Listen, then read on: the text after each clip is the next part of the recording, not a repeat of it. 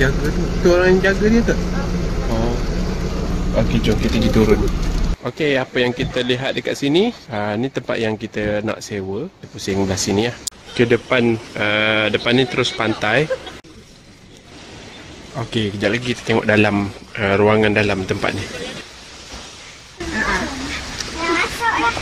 Kita punya ambil mana situ? Okey, jom kita tengok bahagian dalam chalet yang kita sewa ni ya. Okay, dekat sini kita ada katil, boleh tidur 2 orang lah. Okay, inilah ruangan dia, tempat solat atau apa-apalah, nak rehat, nak duduk. Kat sini ada TV, kipas. Tempat ni sebenarnya ada aircon tapi dia orang belum pasang. So akan datang mungkin dia akan pasang kat situ lah. Okay, kat sini tandas. Oh okey, pasang lampu dulu.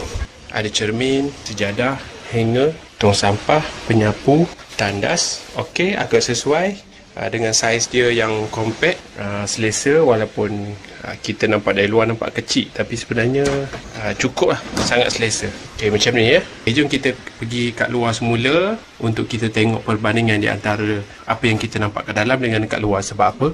Dekat luar kita terasa dia kecil, tapi bila kat dalam cukup selesa.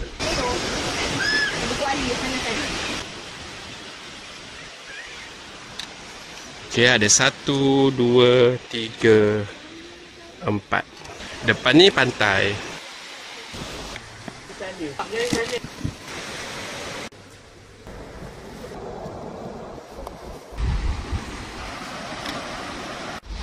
Okey, sekarang jam 5. So tadi kita orang main pantainya agak lama lah, dalam beberapa jam. So tak ada rekod apa-apa lah waktu tu, sebab ralik sangat main. Okey, Aidil tengah makan spaghetti. Dah 2 kali tambah sebab penat sangat. Tu 2 orang masih tak nak naik lagi.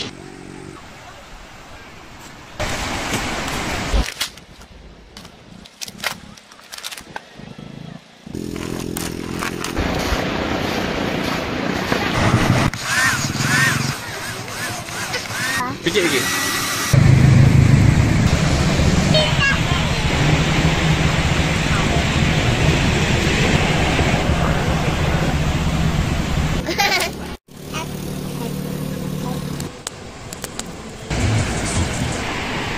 Okey, sekarang jam 9 malam. Okey, kita nak tengok suasana malam kat sini. Dekat atas ni kita ada spotlight yang menggunakan solar. Jadi hasil dia membuatkan kawasan tempat ni agak cerah sebab banyak solar dia. 1, 2, 3, 4, 5, 6, 7 sampai ke sana tu lebihlah 10. Tu memang cerah tempat ni. Cuma bahagian ke pantai sajalah gelap sebab tak ada lampu solar dekat sana. Dekat belah sana ada tempat untuk sewa berkemah. So dia bukan homestay ataupun chalet lah, sebab ruang dia terbuka. Kat sana kita boleh sewa juga, tapi kena bawa kemah sendiri. Ada tempat BBQ kat situ. Ini tempat saya parking kereta. Dan ini tempat saya tidur. Sebenarnya boleh je parking kat mana-mana pun kawasan ni, sebab tadi dah berhenti kat situ, dah malas dah nak alih. Oleh sebab banyak nyamuk, so kita pasang unggun api kat sini. Okey, suasana kat sini memang tenang. So kalau korang nak bercuti dan nak healing, sesuai lah tempat macam ni. Daripada korang ambil hotel yang di dalam bandar, sangat berbeza lah dengan kita stay dekat tempat-tempat yang lebih kepada nature macam ni.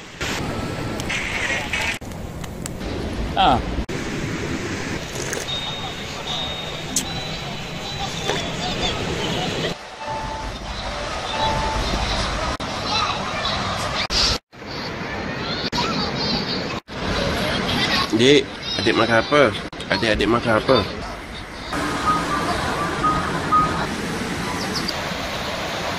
Bang! Jangan jauh sangat tinggal adik. Adik, takut saya makan. Sekarang 7.40. Okey, sekarang kita nak pergi tengok dia orang main apa ni sebenarnya. Adik main apa ni? Tu. Buat apa? Cari ketam. Sekarang ni cuaca hujan, dah merintik sikit dah ni. Nak buat apa longkang ni?